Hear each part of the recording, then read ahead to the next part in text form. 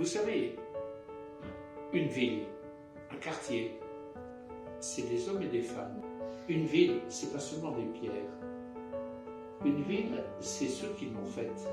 Et c'est ceux qui l'ont faite avec leur vie, avec leurs idées, avec leurs valeurs, avec leur personnalité.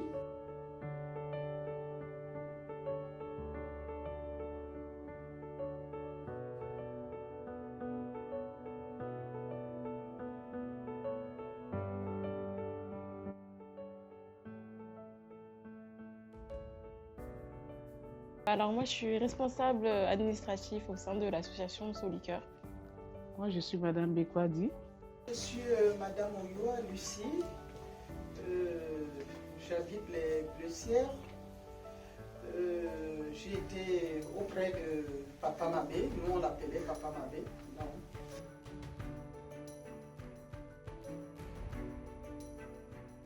Alors moi, je ne l'ai pas rencontré de face, mais je suis en lien avec, avec sa fille, qui est la présidente de l'association. La première fois, je l'ai rencontré parce que son épouse est de ma famille, quelque part. J'ai rencontré M. Mabé. Nous sommes une communauté camerounaise. Je suis camerounaise et M. Mabé était un Camerounais. Donc, sa femme avait une association. C'est par cette association que j'ai rencontré Papa Mabé.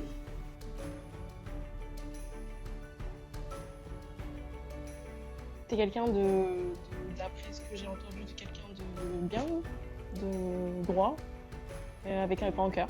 Monsieur Mabé, qu'est-ce que je peux vous dire? C'était un homme jovial, qui aimait toutes les personnes et tout. Donc c'était un homme qui attirait les gens vers lui. On était tous ses enfants. Toute personne qui avait ses problèmes, il venait chez M. Mabé. Oh, M. Mabé, il avait des grandes valeurs. Il avait des valeurs, l'amour de l'autre, l'amour du prochain, le rassemblement. Il nous rassemblait, nous les Camerounais, nous les Africains, pas seulement les Camerounais, parce que chez M. Mabé, il y avait tous les enfants d'Afrique.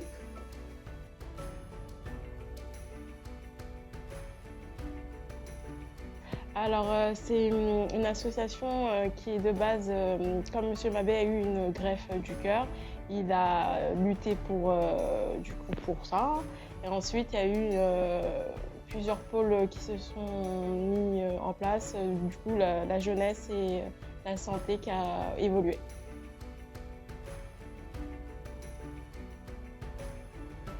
Il a beaucoup lutté pour le don de sang. Comme ça, il est connu. Il pensait très bien de lui. Monsieur Mabé est parti dans le quartier. C'est tout le monde qui lui pleure jusqu'à nos jours. C'est tout le monde qui lui pleure parce que dans sa boutique, il y en a qui n'arrivent même pas à venir dans la boutique. Pourquoi? Parce que s'ils viennent, ils disent que papa n'est pas là, c'est tout le monde qui veut lui voir actuellement. Lui, M. Mabé était quelqu'un de connu, avec son amour pour autrui, pour ses proches. Donc, il était toujours entouré. Il était toujours entouré de ses fils, de ses frères. C'est quand je parle fils, frère, parce que quand je dis du monde entier, c'est pas seulement les Africains, c'était presque tout le monde qui était autour de M. Mabé, qui l'entourait en plus. Ce n'était pas la pitié, c'était les gens allaient vers M. Mabé par rapport, comme c'était un homme fort, un homme généreux, un homme qui donnait beaucoup de conseils.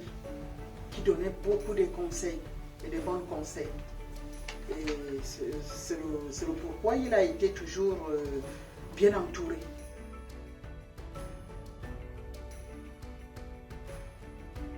Qu'il ne soit pas oublié au sein du quartier Passion. On a bien rendu hommage à M. Mabé. Malheureusement que moi j'étais malade, mais je me suis forcée pour aller lui rendre hommage. Et j'étais tout le temps avec son épouse. Soleil-Cœur, moi-même je suis membre de Soleil-Cœur. Je suis membre de Soleil-Cœur.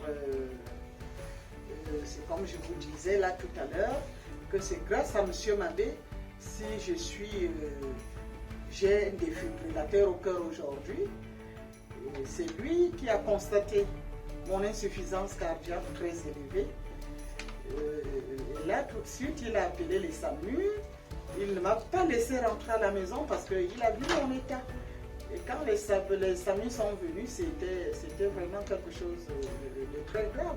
Et si on ne m'amenait pas à l'hôpital de la Soule, je partais sans le savoir. Je faisais, parce que j'ai des enfants, je faisais des efforts. Mais je n'avais plus droit à faire ces efforts-là. Parce que quand le cœur vous lâche, ne faites pas des efforts. Ne faites pas des efforts. Donc, moi, je le remercie là où il est au ciel, que c'est grâce à lui si je suis encore vivant, avec toute ma famille et tout ce qu'il m'a apporté. C'était un ami, c'était un père, c'était un patriarche et c'était quelqu'un de bien, ce que je garde de lui.